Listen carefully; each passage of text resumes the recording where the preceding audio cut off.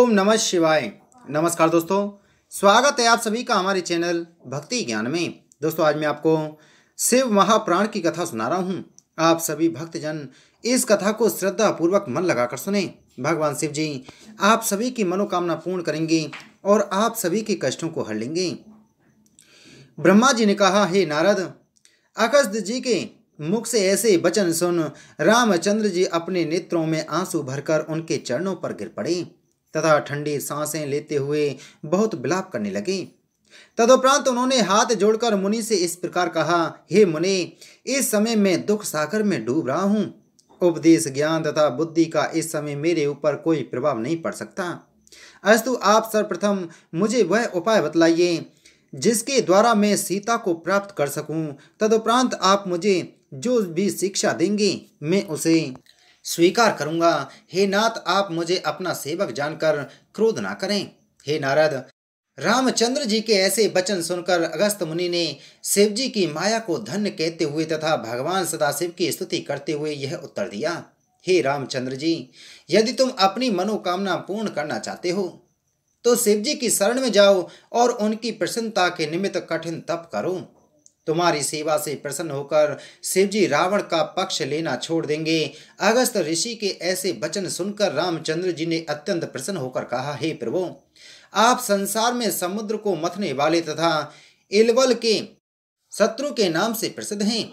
आप कृपा करके मुझे शिव जी के मंत्र की दीक्षा दीजिए। हे नारद, यह सुनकर अगस्त्य जी ने शिव पूजन की युक्ति बताते हुए इस प्रकार कहा, हे रामचंद्र, सर्वप्रथम मैं शिव पूजा की तिथि एवं बार का वर्णन करता हूँ।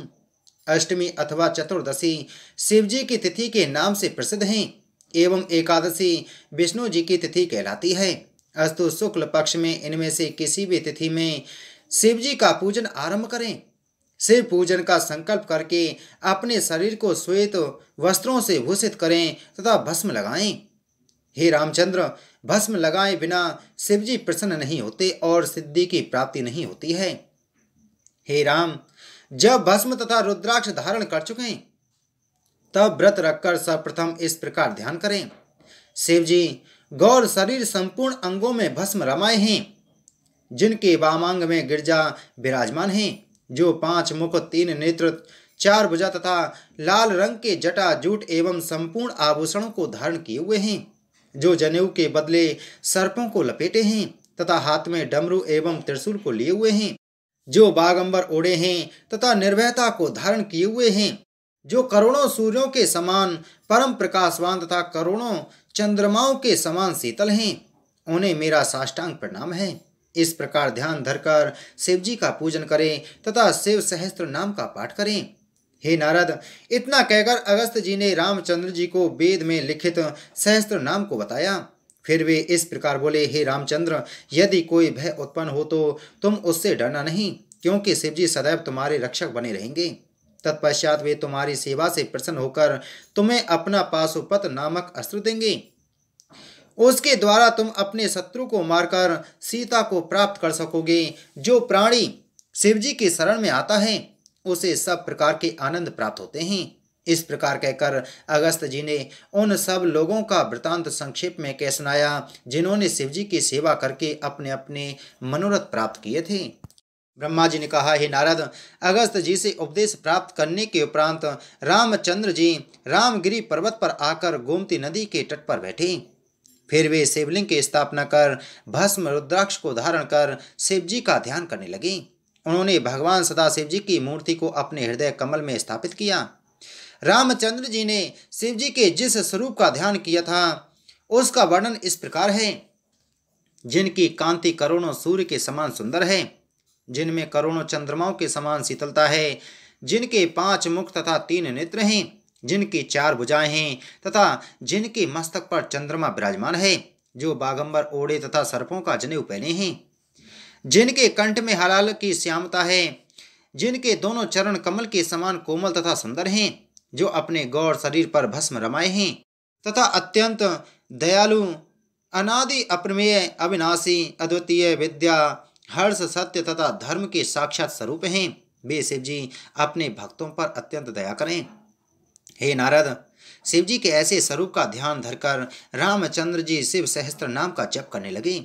उन्होंने वन के पुष्प तथा कंद मूल खाकर 4 मास व्यतीत कर दिए। उस समय शिव जी ने रामचंद्र जी की परीक्षा लेनी चाहिए तथा जिस प्रकार समुद्र प्रलय काल आने पर अपनी मर्यादा को त्याग देता है और उस समय जैसा भयानक शब्द होता है, उसी के समान एक घोर शब्द उस स्थान पर हुआ जहां रामचंद्र जी बैठे हुए शिव जी का ध्यान कर रहे थे। उस शब्द को सुनकर रामचंद्र जी ने चारों ओर देखा, परंतु उन्हें कोई भी दिखाई न दिया। ठीक उसी समय चारों ओर वन में अग्नि की ज्वाला फैल गई। रामचंद्र जी ने उस दृश्य को देखकर अपने नेत्र बंद कर यह अनुमान किया कि संभवतः यह किसी दैत्य की माया है। तदुपरांत वे अपने हाथों में धनुष बाण लेकर अपने बाणों द्वारा उस ज्वाला को बुझाने का प्रयत्न करने लगे। उनके पास जितने भी अस्त्र शस्त्र थे वे सब उस अग्नि की भेंट हो गए, परंतु अपना कोई भी प्रभाव नहीं दिखा सके। उसी समय रामचंद्र जी का धनुष भी उनके हाथ से छूटकर पृथ्वी पर गिर पड़ा और देखते देखते जलकर भस्म हो गया। यह दृश्य देखकर रामचंद्र जी मूर्छित हो पृथ्वी पर गिर पड़े। हे नारद, चेतना प्राप्त होने पर रामचंद्र जी ने जब शिव जी का ध्यान किया तो उनके नेत्र खुल गए और वह अग्नि भी अदृश्य हो गई। उस समय उन्होंने यह देखा कि अपने मुख्य लक्षणों से युक्त भगवान सदाशिव जी परम तेजस्वी रूप में नंदी पर सवार हो उनके सामने खड़े हुए हैं। उस स्वरूप को देखकर रामचंद्र जी को अत्यंत प्रसन्नता हुई। तदुपरांत उन्होंने विष्णु जी को लक्ष्मी सहित रुद्राध्यायी का पाठ करते हुए गरुड़ पर सवार हो वहां आते हुए देखा। फिर उन्होंने ब्रह्माणी सहित मुझे भी रुद्र सूक्त का पाठ करते हुए हंस पर आरूढ़ हो वहां आते देखा। तदुपरांत उन्होंने उसी ज्वाला से प्रकट होकर संपूर्ण मुनियों को शिव जी की स्तुति करते हुए देखा। इसके बाद उन्होंने यह देखा कि संपूर्ण दिक्पाल भी अपने मुख्य लक्षणों तथा पत्नियों सहित शिव श्रुति का पाठ करते हुए वहां चले आ रहे हैं। फिर उन्होंने गंगा आदि प्रसिद्ध नदियों सहित वेद मंत्र का पाठ करते हुए समुद्र को भी वहां आते देखा। इसी प्रकार संपूर्ण देवताओं तथा शेष आदि नागों को अपनी स्त्रियों सहित शिवजी की स्तुति का गायन करते हुए वहां आते देखा। हे नारद, नंदीगण तथा गणेश जी भी अपने वाहनों पर सवार होकर वहां आ पहुंचे। उस देव सभा को देखकर रामचंद्र जी को जो आनंद प्राप्त हुआ उसका वर्णन नहीं किया जा सकता। रामचंद्र जी ने शिव जी के ऐसे चरित्र को देखकर संपूर्ण सभा सहित उनकी स्तुति की। ब्रह्मा जी बोले, हे नारद, तब रामचंद्र जी ने शिव जी को अनेक बार प्रणाम करने के उपरांत इस प्रकार कहा, हे भगवान सदाशिव जी, आपके चरण कमलों में मेरा प्रणाम है। अब मुझे यह आशा है कि आपकी कृपा से मेरे संपूर्ण कार्य संपन्न होंगे। इस प्रकार कहकर वे भगवान सदाशिव जी के नाम का जप करने लगे। उस समय शिव जी ने अपनी लीला द्वारा एक सोने के रथ को प्रकट किया। शिव जी बैल के ऊपर से उतरकर उस रथ पर आरूढ़ हुए। उस समय सब लोग जय जयकार करने लगे। विष्णु जी तथा मैं भी शिव जी की स्तुति करने में प्रवृत्त हुए। उस समय शिव जी ने रामचंद्र जी को मस्तक झुकाए हुए देखकर उन्हें अत्यंत प्रेम पूर्वक अपने रथ पर बैठा लिया तथा जिस धनुष द्वारा वे प्रलय करते हैं उसे रामचंद्र जी को प्रदान कर दिया। इसके उपरांत उन्होंने यह कहा, हे रामचंद्र जी, यह बाण प्रलय करने वाला है। तुम इसका प्रयोग तभी करना जब तुम्हें अपने प्राणों पर किसी प्रकार का संदेह हो। यदि तुमने किसी अन्य समय पाशुपत अस्त्र प्रयोग कर दिया तो यह निश्चय रखना कि संसार में प्रलय हो जाएगी। हे नारद, रामचंद्र जी से इस प्रकार कहकर शिव जी ने देवताओं को संबोधित करते हुए कहा, हे देवताओं, रामचंद्र जी मेरे अनन्य सेवक हैं। इनका शत्रु रावण अत्यंत बलवान है, अतः हमारी आज्ञा स्वीकार कर तुम बानर तथा रीछ आदि बनकर इनकी सहायता करना। शिव जी की इस आज्ञा को सब देवताओं ने स्वीकार किया। तदुपरांत विष्णु जी ने नारायण अस्त्र, मैंने ब्रह्मदंड तथा इंद्र ने अग्नि बाण रामचंद्र जी को दिए। इस समय रामचंद्र जी ने शिव जी की प्रार्थना करते हुए यह कहा, हे प्रभु, समुद्र का विस्तार 100 योजन का है, अस्तु मनुष्य द्वारा उसे पार करना अत्यंत कठिन है। यदि किसी प्रकार उसे पार करके लंका में पहुंच भी जाएं तो उसमें प्रवेश करना अत्यंत कठिन है। इसके अतिरिक्त लंका के रक्षक बड़े बलवान दैत्य हैं, उन्हें जीतना अत्यंत दुष्कर कार्य प्रतीत होता है, क्योंकि वे सब आपके सेवक हैं। इधर हम संख्या में केवल 2 हैं तथा सब प्रकार से साधनहीन हैं। ऐसी स्थिति में हम उन पर किस प्रकार विजय प्राप्त कर सकेंगे।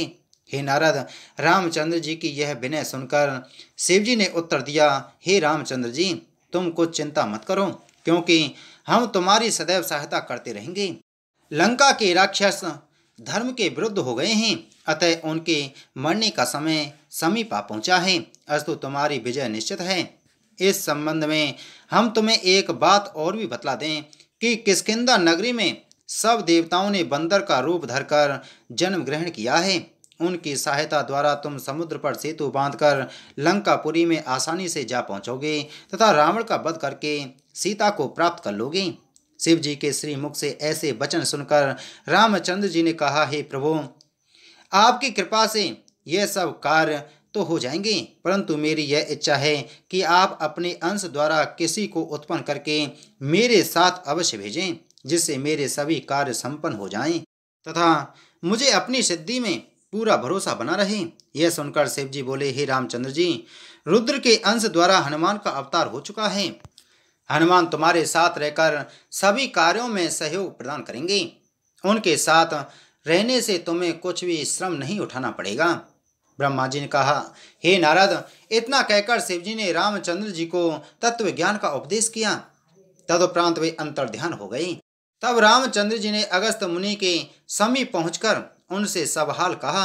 अगस्त जी उस वृतांत को सुनकर प्रसन्न हो रामचंद्र जी से इस प्रकार बोले, हे रामचंद्र, अब तुम्हारे सभी कार्य सिद्ध हो जाएंगे, क्योंकि जिस पर शिव जी प्रसन्न होते हैं उसका दुख अवश्य नष्ट हो जाता है।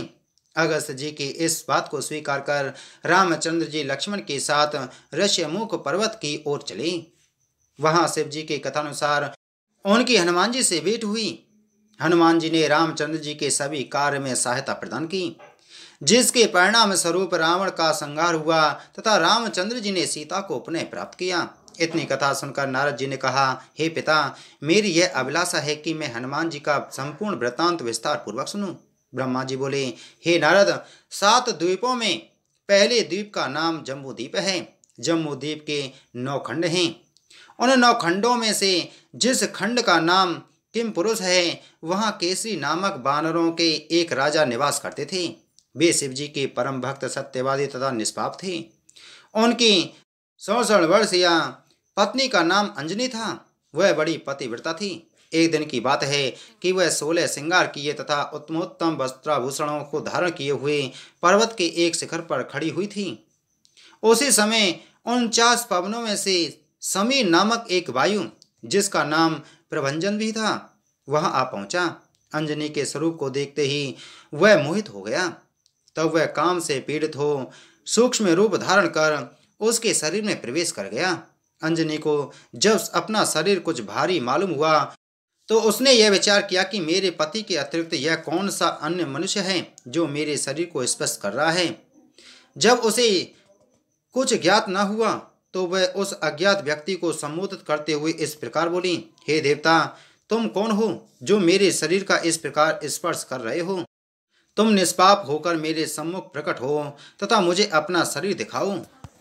हे नारद, अंजनी के इस कथन को सुनकर प्रभंजन अत्यंत भयभीत हो अपना वास्तविक स्वरूप धारण कर उसके सम्मुख आ खड़ा हुआ और इस प्रकार कहने लगा, हे अंजनी, मैं काम के वशीभूत हो तुम्हारे शरीर में प्रवेश कर गया।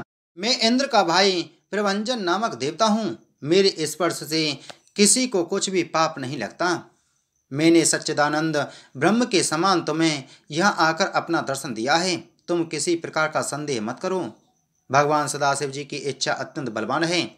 मैं तुमसे यह प्रार्थना करता हूँ कि तुम मेरे अपराध पर ध्यान न दो, क्योंकि मेरे स्पर्श के कारण तुम्हें किसी प्रकार का पाप नहीं लगेगा। हे देवी, यह भी स्पष्ट है कि देवताओं की इच्छा फल दिए बिना नहीं रहती। अस्तु, तुम्हारे गर्भ से शिव जी के अंश द्वारा एक अत्यंत बलवान पुत्र जन्म लेगा। वह शिव जी के ही समान तेजस्वी, वेगशाली तथा शत्रुओं का संहार करने वाला होगा। यह रामचंद्र जी और सीता का सेवक बनकर तुम्हें अत्यंत आनंद प्रदान करेगा। हे नारद, इतना कहकर पवन देवता अंतर्ध्यान हो गई। इस घटना के कुछ समय पश्चात अंजनी के गर्भ से तथा पवन देवता के आशीर्वाद से शिव जी अपने संपूर्ण अंश सहित स्थित हुए। 10 महीने बाद अंजनी के गर्भ से एक पुत्र ने जन्म लिया। वह बालक परम तेजस्वी तथा रूपवान था। उस समय देवता आकाश से आकर दुदुम्बी बजाने लगे। बोलो शिव महाप्राण की जय। बोलो शिव शंकर भगवान की जय।